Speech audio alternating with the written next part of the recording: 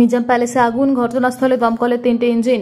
Nizam palace কেন্দ্রীয় তদন্তকারী সংস্থা সিবিআইয়ের দপ্তর। কামাক স্ট্রিটের কাছে এই অফিস। নিজাম প্যালেসের গভর্নমেন্ট সার্ভেন্ট কোয়ার্টারের 6 তলায় আগুন লাগে 9:56 নাগাদ। সঙ্গে সঙ্গে ছড়িয়ে পড়ে আতঙ্ক। সূত্রের খবর, ওই 6 তলায় কেন্দ্রীয় সরকারের আধিকারিকদের কোয়ার্টারে আগুন লাগে। ঘটনাস্থলে দমকলের 3টে ইঞ্জিন পৌঁছায়। আগুন নিয়ন্ত্রণে আসে। আগুন লাগার কারণ জানা যায়নি, তবে যেখানে আগুন লাগে সেখানে 2টি সিলিন্ডার এবং ওভেন রয়েছে। রান্না করার জেরে আগুন কিনা খতিয়ে দেখা হচ্ছে। আগুন এখন সম্পূর্ণ নিয়ন্ত্রণে।